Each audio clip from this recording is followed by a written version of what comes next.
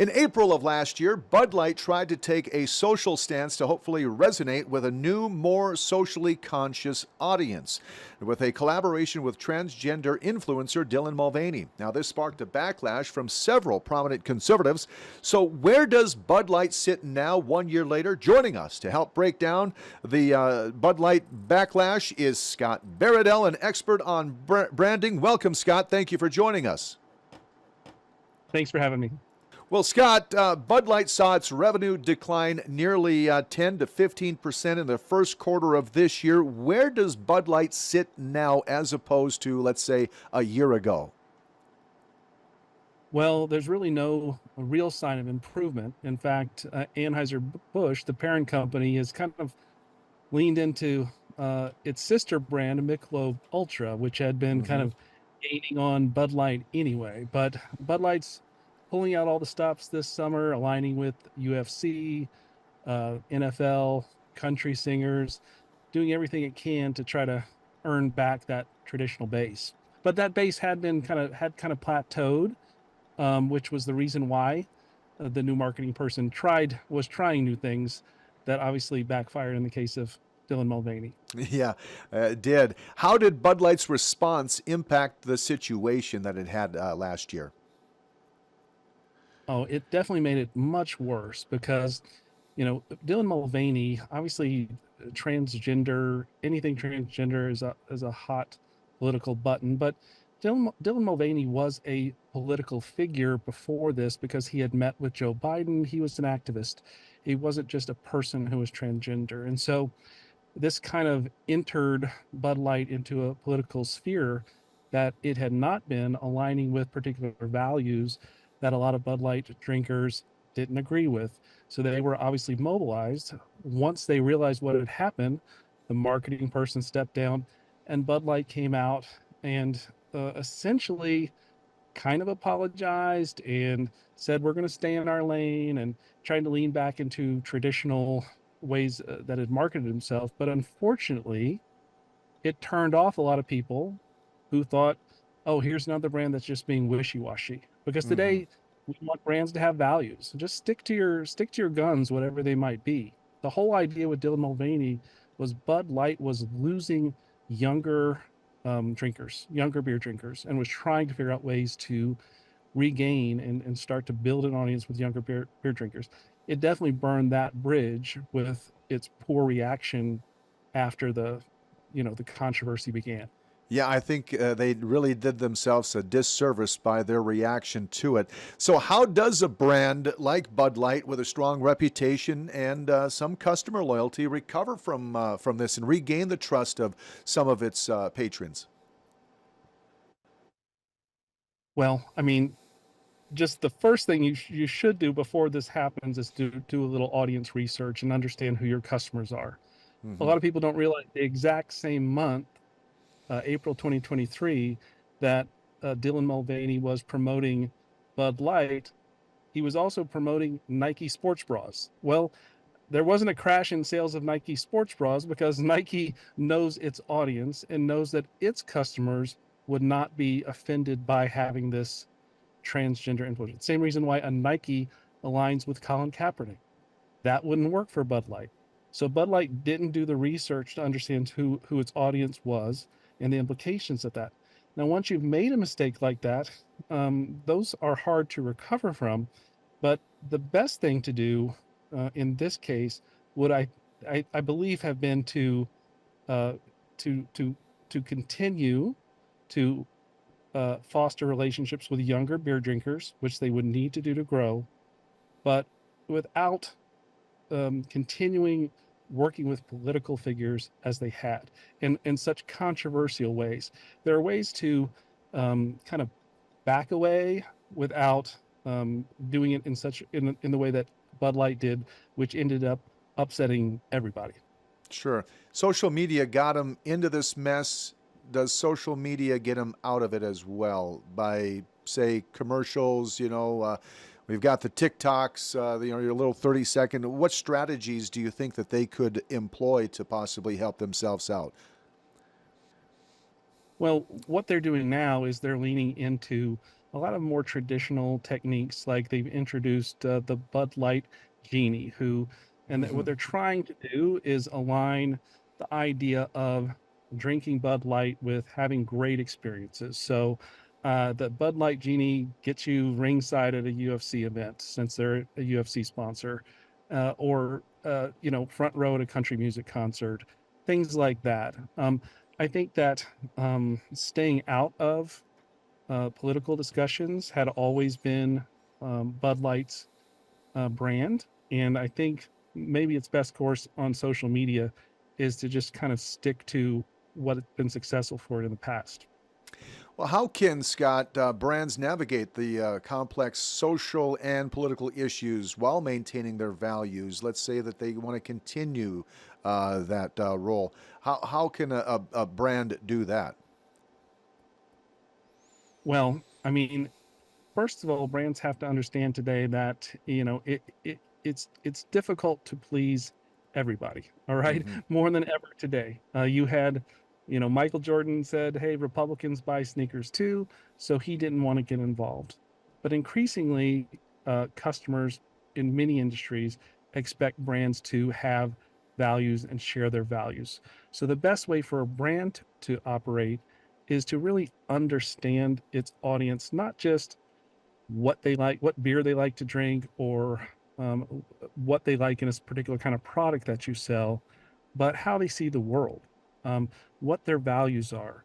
Um, if you can align a company, your product, not only with what your customers need, but with their values, it's going to build a much stronger relationship between the brand and the customer.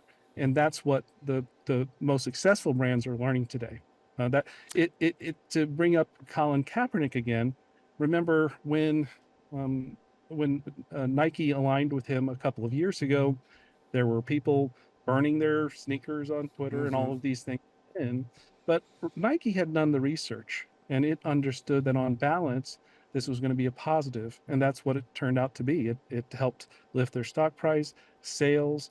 It had a tremendous positive impact. Would that have worked for Hobby Lobby? No. It's every brand different.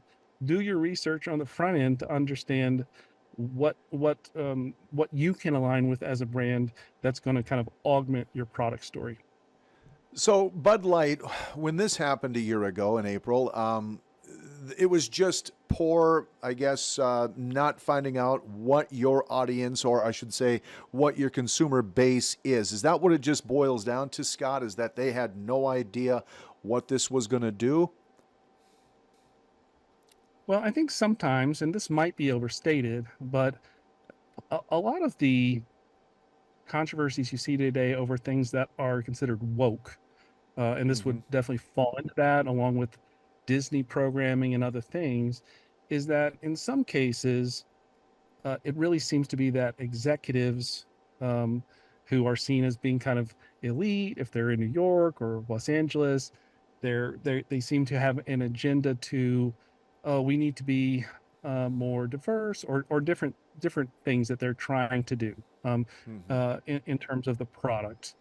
And the problem is that too many companies for too long have kind of made these decisions based on gut as opposed to truly rooted in research. And if they had done their research, just some basic research in this case, they would have known that was a very risky move. A lot of times, companies that are starting to slip, like Bud Light had been, Bud Light was going to be overtaken as the best selling beer probably within a year of that happening, no matter what. So it was kind of in a mode of, okay, we have to figure out new ways to capture customers that we're not getting. And what can happen when you do that is you can lose the base you already have, and it ended up being a very risky move that failed. Research could have prevented it from happening. Has Bud Light scared off other brands from taking a stance on not even social issues, political issues, any issue, to be honest with you? Yeah, I think brands that in general don't want to get involved, and Hmm. because there's unless you can. So, For example, a brand can align itself with sustainability, and everybody's okay with that. But if you align yourself with climate change, then you've suddenly hit a political hot button, and a lot of people aren't going to be happy with you. So there are ways to kind of have values and demonstrate values. You can value diversity without aligning yourself closely with, say, DEI. That's another term and type of approach to diversity that has become very politically charged. And so I think you can still have values of a brand, but kind of why kind of walk into a minefield and get yourself in the middle of a controversy that you could have easily stayed out of? Sure. How can Bud Light measure the success of their recovery efforts and rebuild their brand reputation? Well, I think they're certainly measuring it by trying um, to start to lift sales again. I think they had fallen out of the top 10 beers altogether. They had been number one before this occurred. So I think they're trying to stabilize. Honestly, it looks like Anheuser-Busch has been telling investors that, hey, we were expecting Michelob Ultra to overtake Bud Light anyway. And the reason being, if you're wondering, these are two light beers by the Hmm. same parent company. What's the difference? The Right. difference is that Michelob Ultra is lower carb and lower calorie. And even from the name and everything they do, they try to associate it with things like fitness. Bud Light tries to associate itself with having having fun, and so I think that younger people have been more, um, they've been more aligned with Michelob Ultra. So I think to an extent you're looking at uh, Bud Light seeding the younger audience to the sister brand Michelob Ultra, while trying to retain that base. So I think they'll probably be fine, not growing anymore if they can just not lose what they already have. We see a lot of boycotts, boycotting products, whether it be Disney or whatever it might be. I'm sure, Scott, we can probably both agree this won't be the last boycott we'll see coming down the line, I guess, right? No, we can only anticipate that there'll be more, not less. And not only Hmm. that, but as we've seen with the college protests around the country recently, people seem to be getting more and more passionate in a way that more and more angry. Let's put it that way. So, Hmm. and more rewarded on social media for being part of or initiating these kinds of protests or cancellations. You get kind of brownie points on social media for trying to round people up to go dock someone or expose someone who said something that's against your politics online, and you get all your group to do that too. That happens with brands, it happens with individuals, it happens with colleges, as you've seen. So there's no sign that that's slowing down at all. Scott, as a branding expert, put my viewers in the shoes of the brand ambassador, I suppose, for any company, and how fine of a line they have to walk. Like you say, you can't make everyone happy on a product when you're trying to get your name out there and expose it to as many eyeballs as possible. How hard is it nowadays?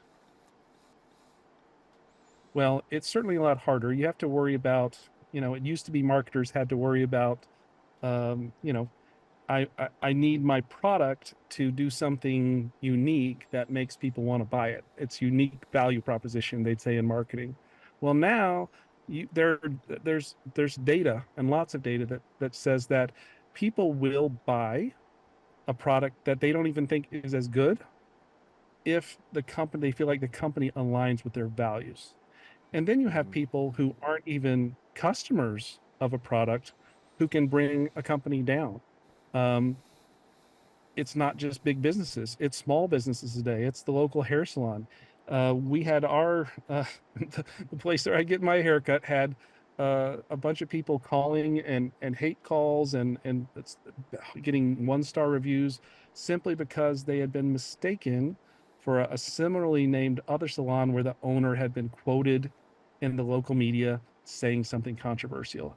It's just anybody can get caught up in it, and you better be ready. You better be ready to respond to it. They went on And I, they went on local. to clear their name. That's the kind of thing you have to be ready to do.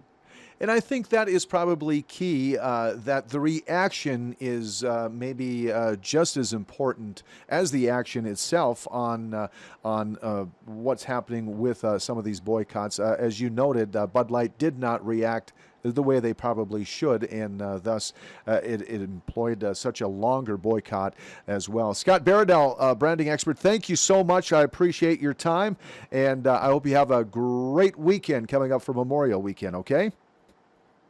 You too. Thanks so much.